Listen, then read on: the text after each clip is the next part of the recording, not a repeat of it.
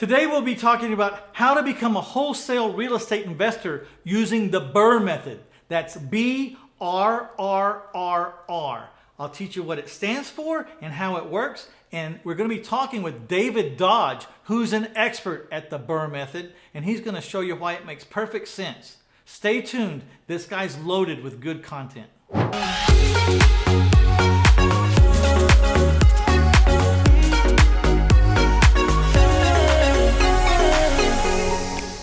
This is Mitch, and welcome to 1000houses.com podcast. I'm here with my friend, David Dodge. We have been on vacation over in Tulum together in our mastermind. He's been to my ranch, and we've hunted together, and he's just an overall great guy. And I'm glad that he's here today because I haven't had him on for a while.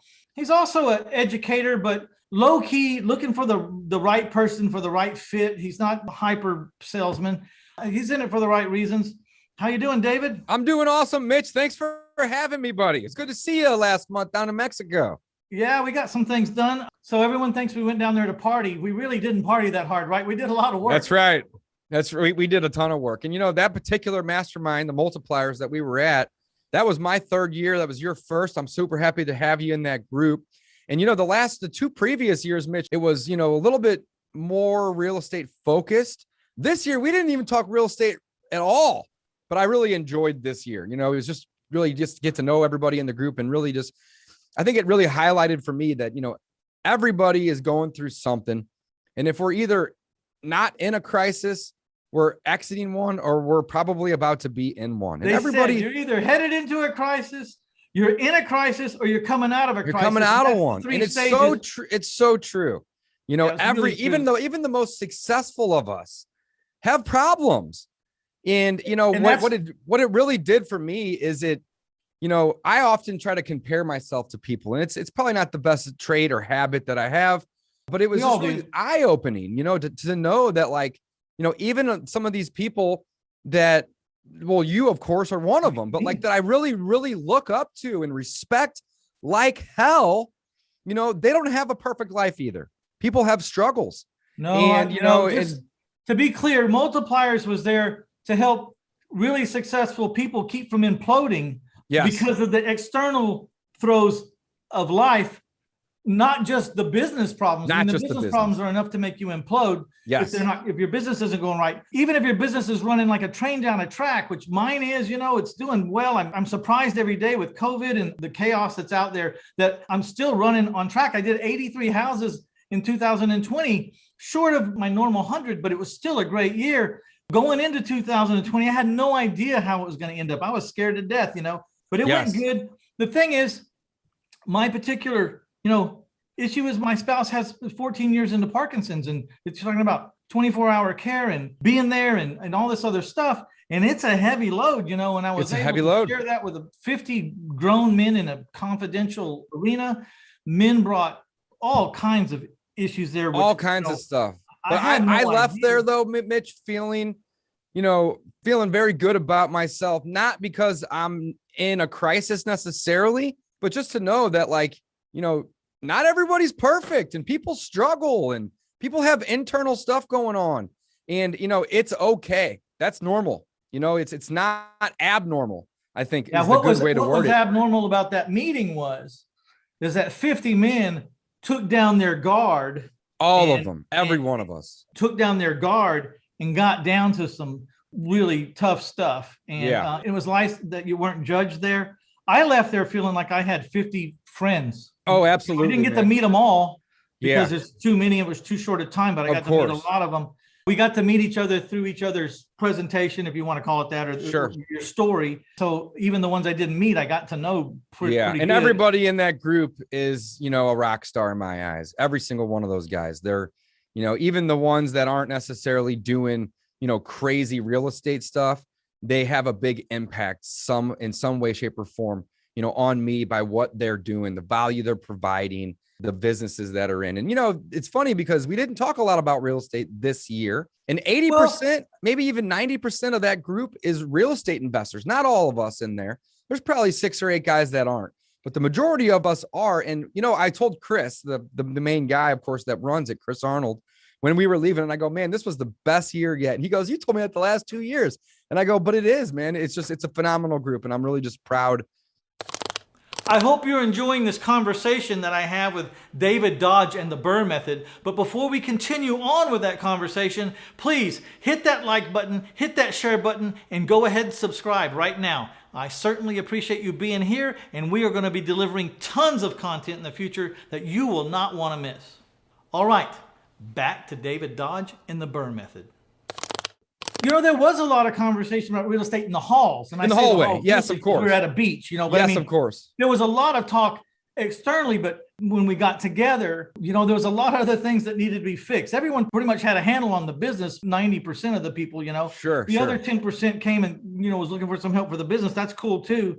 But the reason I was really astounded, the reason why Scott Orban and Chris Arnold started that group was they interviewed a bunch of men and said, do you have a place to go where you can let down your guard and talk about your life, from the good things all the way down to the bad or horrible things? Wow. And some place where you can go and get real with some real people and get it out. You know what I mean? Yep. Figure out what to do. Absolutely. And that's the reason why I signed up. I knew I was heading into this personal struggle, you know, at home with my wife's health, and I needed a place to go.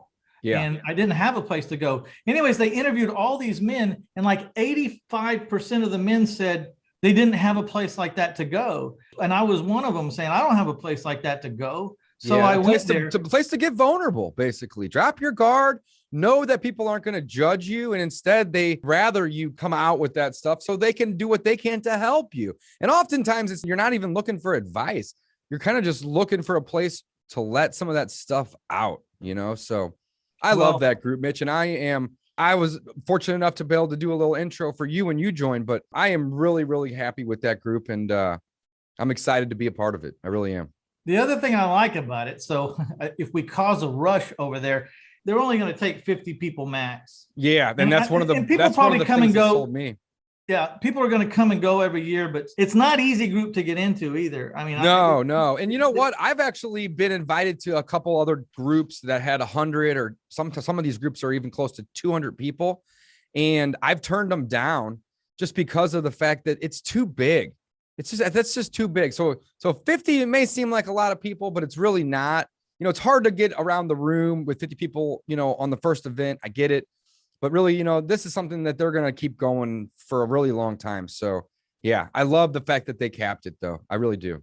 You know, we weren't designed to talk about this, but maybe this is what we're supposed to talk about, because if that's right, what comes natural to us, so that's what we're going to talk about. Yeah. Because one of the things about the group was they only really have that one meeting every year in February in Tulum. But then every month they have some place to go, and maybe just a handful of guys go. Like y'all came down to y'all came down to the Frio River one time close to my house before I was a member. And you invited me down there. There's like 8 or 9 or 10 people. And I got a small taste of the kind of people that were going to be in this, you know, room. I was pretty much sold before I went, but after I went. And so every month there's people having things to do. Like I can't have all 50 people, but I could have 10. Oh, Mitch, that would be so fun. You should do that. My ranch or something, you know, if anyone wants to do that. This is crazy. I just got back in town last night from Omaha, Nebraska. Now, you obviously know I'm out of St. Louis, but the listeners and the viewers, they may not. So I'm located out of St. Louis, Missouri. I'm a Midwest guy, but there's 2 guys in the group, in the Multipliers Mastermind, that live in Omaha, and they were having a conference Monday and Tuesday. Today's Tuesday here.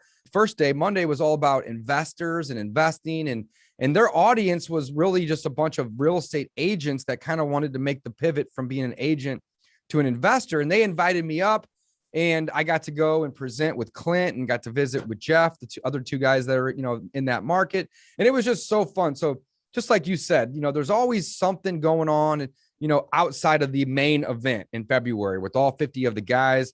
There's always something every couple of weeks where, you know, somebody will host something and get together, and they're just kind of like little breakaways, you know, and they could be anywhere from 3 people to maybe 15 people, give or take. But love that group. Very, very cool. Yeah. So I think it's important as entrepreneurs, you could get really stuck in your own box. Really stuck. Really stuck. Like you said, measuring yourself by other people and not feeling like you're You know, we really shouldn't measure ourselves by anybody else. We should just be competing with ourselves every month, every year. Yeah. And that's a hard thing to do, man. It's easier said than done.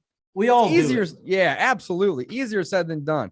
But, I think, one of the things that, that I really took away with was like, again, some of these guys in the group that I'm just thinking are like just beasts in the business.